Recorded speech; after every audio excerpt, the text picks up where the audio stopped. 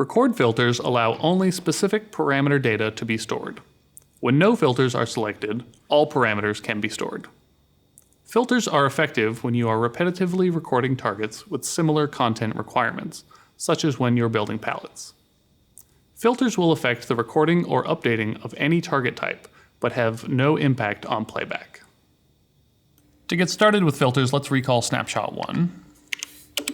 And we want to go ahead and pop open our CIA with our Displays button.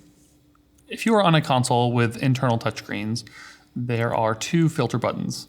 There's one above your rate wheel over here with our other fader controls. The one we need to use right now is the filter button below your macro buttons between the two touchscreens. If you are on hardware without internal touchscreens, you'll find a filter button in your CIA tiles. Whether it is a hard key or the button in your CIA tiles, they are going to function the same way. Let's begin by going to Q28. And we want to be looking at channel 101. And I want to look at our beam categories. So I'm going to hit live to pull focus to our live tab and use my right arrow key so I can see all those beam parameters. To enable filters, if you have a hard key, you'll need to hold it down.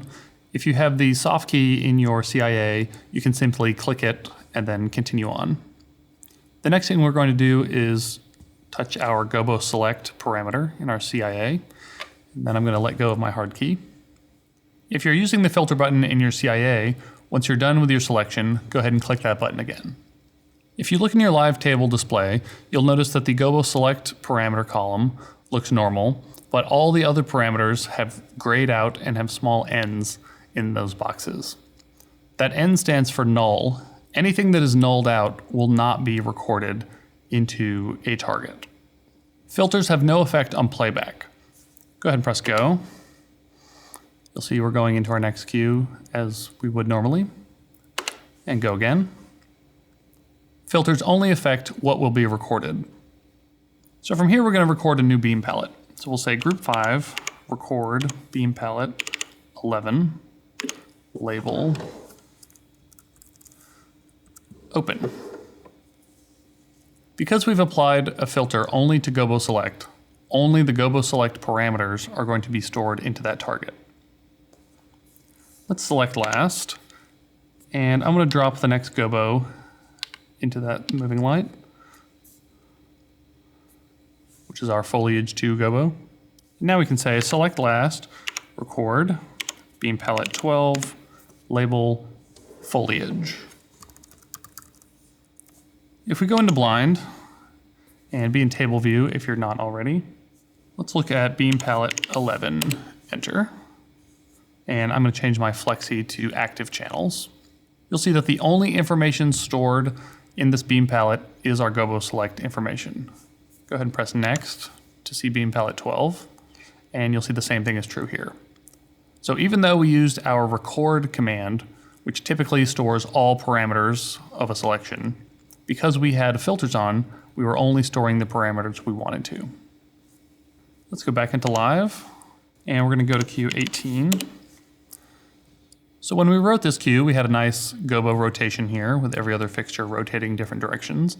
That might be something we want to use over and over. So here we actually just want to store the rotation, direction, and speed information. We don't actually want to store the Gobo because that way we can use it on any Gobo. So we need to change our filter. So go ahead and hit your filter button. I want to deselect Gobo select because I don't want to store that information. And I want to choose Gobo index speed and Gobo mode. So now if we look at channel 101 again, if we page over to our beam categories, you can see that those two parameter columns are going to be stored and everything else has been made null. So I like the speed here, so we're going to store this as it is.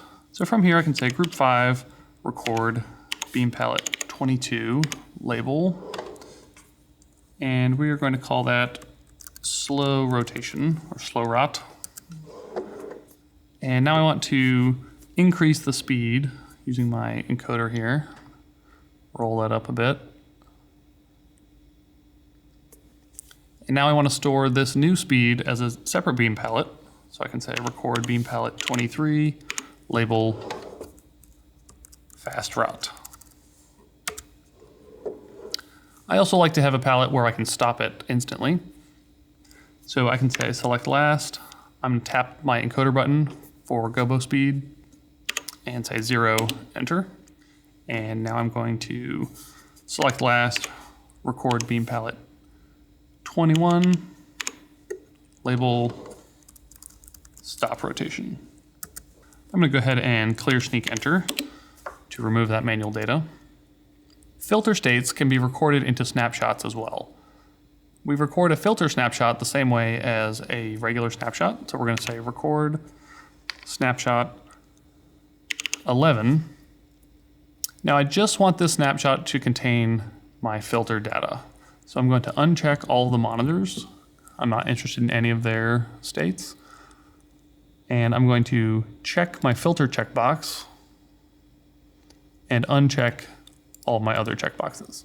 So now I'm only going to be storing that filter information. I'm also going to give it a label of gobo rotation. Once I clear that, I can record my clear filters.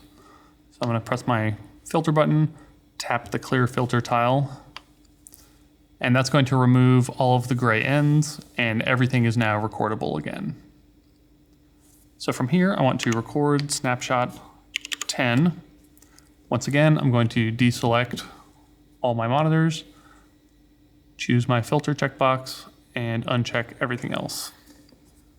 And I'm going to label that clear filters. Go ahead and press clear. So to see how those work, let's go ahead and recall snapshot 2. And from here, let's use snapshot 11, which is only our filters. In our live display, we'll see all of our null ends appear. We can also see at the very bottom of our CIA, in our image box, there are red letters that say filter on. So that lets us know there's some sort of filter there. Now I can recall snapshot 1 again. So we've changed our snapshot, which closed our CIA, but this snapshot did not have any filter states recorded into it, so they didn't change. So you can still see we have the null ends in our live display, and our image button still has that filter on text. From here, I'm going to run snapshot 10, which is our clear filter snapshot, and that will restore us back to our normal state.